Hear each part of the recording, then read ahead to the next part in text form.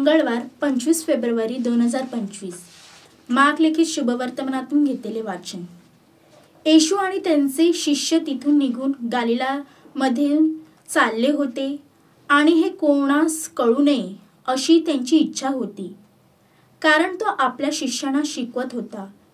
तो त्यांना असे सांगत होता, मनुष्याचा पुत्र माणसांच्या हाती दिला जाणार आहे।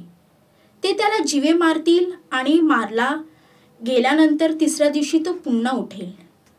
परंतु या बोलण्याचा अर्थ त्यांना समजला नाही आणि त्याला विचारण्यास ते भ्यायले। पुढे ते कफरनहूमात आले आणि तो घरी असता त्यांनी त्यांना विचारले, तुम्ही वाटेत कसली चर्चा करीत होता? ते गप्प राहिले, कारण सर्वात मोठा कोण ह्याविषयी त्यांची वाटेत चर्चा चालली होती। त्यांनी बसून त्या 12 जणांस बोलून म्हटले, जर कोणा पहिला होऊ इच्छित असेल तर त्यांनी सर्वात शेवटला आणि सर्वांचा सेवक झाले पाहिजे।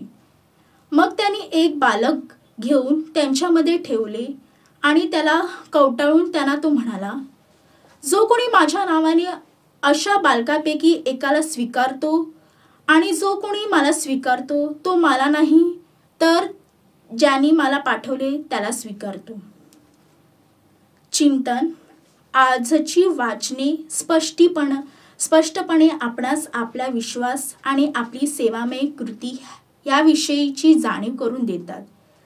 आजचे पहिले वाचन आपणास सांगते की आपण आपल्या जीवनाच्या प्रत्येक क्षणी परमेश्वरावर विश्वास ठेवला पाहिजे आणि न्याय व भीतीने परमेश्वरासमोर उभे राहून सर्व मोहग्रस्त परीक्षांमधून टिकून राहिले पाहिजे। विशेष म्हणजे आपली परीक्षा होत असताना आपण एकटे कधीच नसतो, तर परमेश्वर सतत आपल्यासोबत असतो। शरीरधारी प्रभू येशूने आपल्या स्वतःच्या मोह परीक्षामधून टिकून राहून पित्यावर पूर्ण विश्वास ठेवला आणि आपल्यासमोर एक आदर्श घालून दिला। शिष्यांना सर्वात मोठा कोण असे वाटत असताना प्रभू येशू त्यांना ह्या तीव्र इच्छेबद्दल निंदापूर्वक वागवत नाही, तर त्यासाठी त्यांना आवाहन करून समजून सांगतो, मोठे कसे व्हावे। मोठे होण्याचा त्यांना नवीन मार्ग शिकवतो, सेवेचा मार्ग, खरा मार्ग। जर तुम्हाला मोठे व्हायचं असेल तर निष्पाप बालकांसारखे व्हा। बालकांसारखे व्हा म्हणजे बालिश व्हा असे नव्हे, तर बालकांसारखे निरागरस्त नम्रता धारण करा।